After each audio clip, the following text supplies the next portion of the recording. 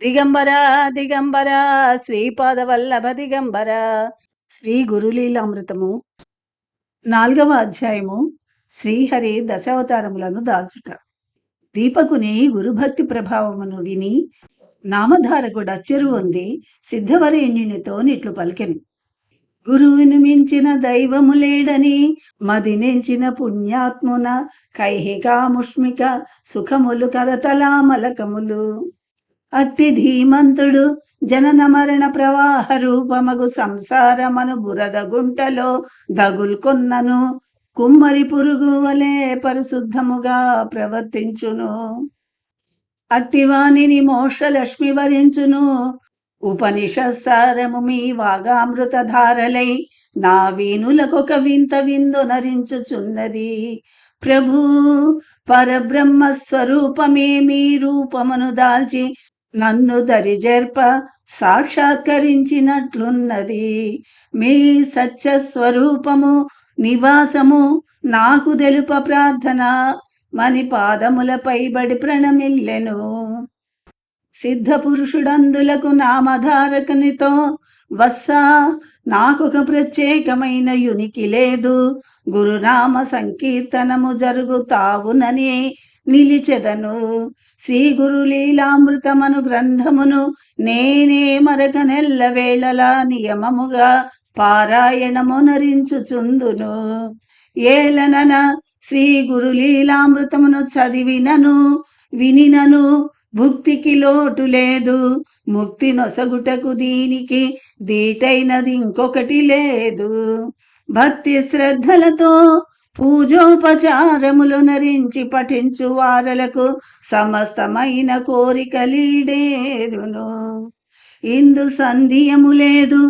ఈ పరమ పవిత్ర గ్రంథరాజమును నియమనిష్టలచే 7 రోజులు విధి విధానముగా పారాయణమునరించిన ఎడల పశులాభము ధనధాన్యాభివృద్ధియును నిస్సంశయముగా చేకూరును. పుత్రులు లేని వారలి గ్రంథము నవశ్యము పారాయణము చేయవలయును. యథాశక్తిగానొక నియమముగా ననుదినము నీ గ్రంథమును పారాయణము చేయువారలకు సమస్త సుఖములు సంపదలు సమకూరును. పెండ్లి కావలసిన వారు బ్రహ్మచారులైనను కన్యకలైనను పారాయణమునరించిన వారికి వివాహ ప్రాప్తి అగును. ఇది ముమ్మాటికి నిజము. ఈ పవిత్ర గ్రంథమును పారాయణము చేసినను పారాయణము చేయు తావుల శ్రద్ధాభక్తులచే విన్నను పంచమహాపాపములు తొలగును. పిశాచ బాధలకిది గొడ్డలి పెట్టినది పేరు. దీని వలన రోగములు ఉపశమించి సంపూర్ణారోగ్యము లభించును. జ్ఞాన సంపద లభించి తుదకు జన్మరాహిత్యమునగూడును. ఈ గురులీలామృతము సమస్త వాంఛల నీడేర్చు చింతామణితో దీటైనది సుమా అని గ్రంథ ప్రాశస్త్యమును మహిమను కొనియాడెను. నామధారకుడు గురుదేవా నా పురాకృత పుణ్య విశేషమున శ్రీ నరసింహ సరస్వతి యతి చంద్రుల సంప్రదాయమునకు చెందిన వాడను నేనైతిని. ఇంతకన్నా వేరొండు భాగ్యము గలదా? సద్గురు సార్వభౌమ గురులీలామృతమును పరిపూర్ణముగా తెలుసుకొనవలయునను జిజ్ఞాస నాకీనాటిది కాదు. మీ కృప వలన నా చిరకాల వాంఛితము సిద్ధింపనున్నది. ఎండపెట్టునకు గురి అయిన వానికి అమృత వర్షము లభించినట్లు మీ దయారసము నాపై లెస్సగా తొణికిసలాడుచున్నది. మీ పాదరజమే భవసాగరమునకు నౌక. సర్వాభీష్ట ప్రదాయకమగు గురులీలామృతమును నాకు ఉపదేశింపుమని సిద్ధవరేణ్యుని పాదములపై వ్రాలెను. సిద్ధ పురుషుడు నామధారకుని లేవనెత్తి సద్గురుమూర్తి సుఖాసనమునరించుచుండిన అశ్వత్థ వృక్షము చెంతకు గొనిపోయి ఇట్లుపదేశించెను. నామధారక నీ చిత్తము భక్తియుతము, కానీ దృఢభక్తి నాయందు కానరాకున్నది. సంశయ మేఘములచే నీమది చెలించుచుండును, గురు స్వరూపము నరయువారలకు అకుంఠితమగు భక్తి మనోనిగ్రహము అత్యావశ్యకమని పలుకుచుండ నామధారకుడు గురునాథ నేను మాయామోహితుడను అజ్ఞానిని, కాని గురు పదలాభమునొందవలయునన్న జిజ్ఞాస మిక్కుటముగా కలదు. నన్ను సముద్ధరించ మీ పదములే శరణ్యమని పాదములంటి వేడెను. శిష్యాగ్రణి గురువన కరుణామయుడు, దయారసమునకు గురు శబ్దము పర్యాయ పదము. అట్టి కృపామయుని పాద పద్మములను నమ్మి భజించువానికి సిద్ధింపనిదెద్ది. తెలిసియో తెలియకనో ఏది కోరినా ఆ కోరిన దానిని మాత్రమే కల్పవృక్షమీడేర్చగలదు. కానీ పరబ్రహ్మ స్వరూపునగు గురువట్లు కాదు సుమా. శిష్యునకు యోగక్షేమములను సమకూర్చి భోగమోక్షములను ప్రసాదింపగల సర్వసమర్థుడు గురువని జ్ఞప్తి అందుంచుకొనుము. నిజ శిష్యుని చేరదీసి యాతని మస్తకముపై గురు పరబ్రహ్మము హస్తము నుంచినంతనే ఈ మాయామేయ జగమంతయు భగవత్ స్వరూపముగా కన్పట్టును. ఇది ఒక వింతగాదు, శ్రీ గురుదేవుని త్రిగుణాతీతునిగను, త్రిమూర్తి స్వరూపునిగను, నిర్గుణ పరబ్రహ్మముగను, నాద బిందు కళాతీతునిగను నమ్మి భజించిన వారలు పరతత్వ విధులగుదురు సుమా అని బోధించుచుండ సిద్ధ పురుషునితో నామధారకుడిట్లనెను. గురుదేవా మీ ఉపదేశామృతమును గ్రోలిన పిదప నాకు సంశయములన్నీయు దొలగినవి. ఒక్క సంశయము మాత్రము నాకు దోచుచున్నది. అదేది అన గుణరహితుడు సగుణ రూపమునందుటెందులకు.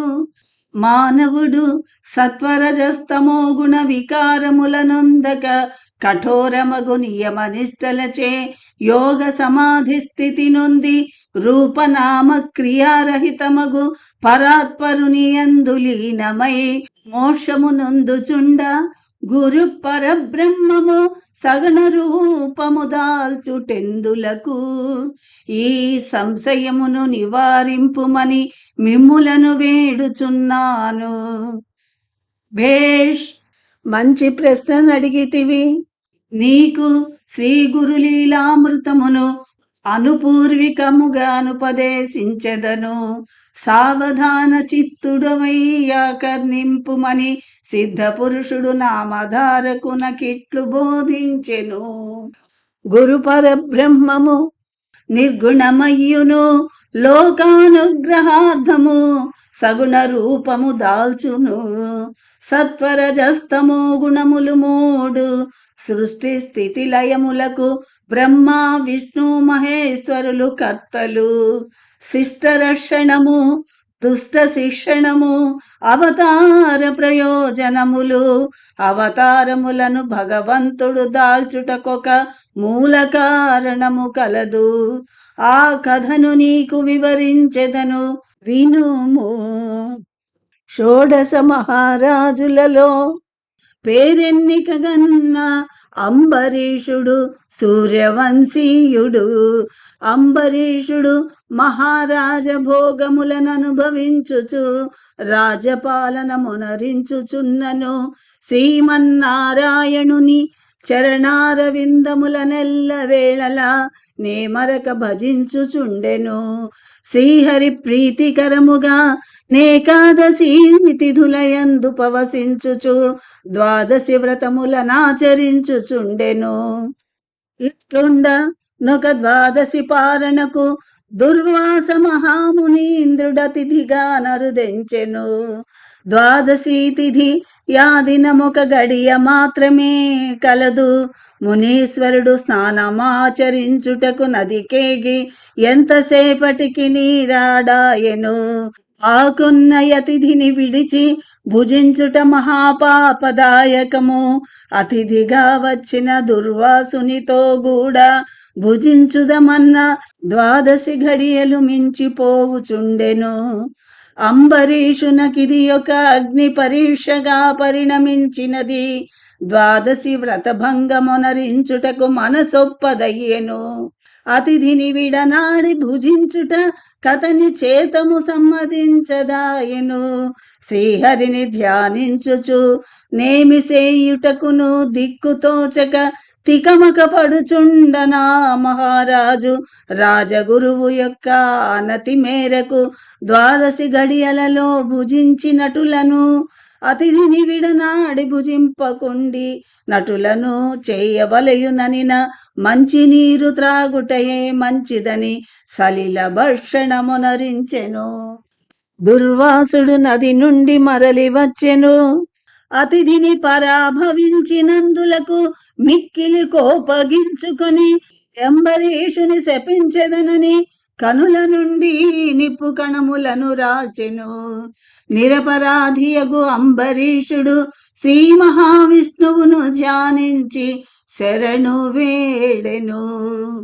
దుర్వాసుడు జలమును చేగొని అంబరీషుని చేప తాబేలు పంది మున్నగు 10 జన్మలనెత్తుమని శపింపనున్న క్షణములలో భక్త పరాధీనుడగు శ్రీహరి మునివరా, అంబరీషుడు నాకు కూర్చు భక్తుడు. అదియునుగాక నీ రాజేంద్రుని మనోబుద్ధ్యహంకార చిత్తములు నాయందు లగ్నమై ఉన్నందున మీ కోపాగ్నికి గురి కావలసిన వానిని నేను. శాపోదకమును నాపై వదులు మని మునీంద్రుని శాంతింపజేసెను. ఆత్రత్రాణ పరాయణుడగు శ్రీమన్నారాయణుని భక్త వాత్సల్యమును దుర్వాసుడు మదినించి జ్ఞాన దృష్టిచే శ్రీహరి దశావతారములను దాల్చుట కది నాంది అని గ్రహించి లోక సంరక్షణార్థమై శ్రీహరిని శపించెను. దశావతారములనే కాక శ్రీహరి అనేకావతారములను దాల్చెను. ఆ అవతారములు లీలలు శ్రీమద్భాగవతమునందు మిక్కిలిగా వర్ణింపబడినవి. అందలి ముఖ్యమైన సంఘటనమొకటి నీకు వినిపించెదను. అత్రి మునీశ్వరునకును అనసూయ మహాసాధ్వీమణికిని బ్రహ్మ విష్ణు మహేశ్వరులు అతిథులై వచ్చి పాలు ద్రాగు పసికూనలై యా పతివ్రత శిరోమణి ముద్దుల కొమరులై ముదమార వర్ధిల్లిరి అని తెలుపుచుండగనే నామధారకుడు సిద్ధ పురుషునితో గురు సార్వభౌమా అత్రి మహాముని వృత్తాంతము అనసూయాదేవి పాతివ్రత్య ప్రభావము త్రిమూర్తులాయమకు ముద్దు బిడ్డలగుట కడుముచ్చట గొలుపుచున్నది. ఆ వృత్తాంతమును నాకు సవివరముగా తెలుపుమని వేడెను. అవధూత చింతన శ్రీ గురుదేవ దత్త.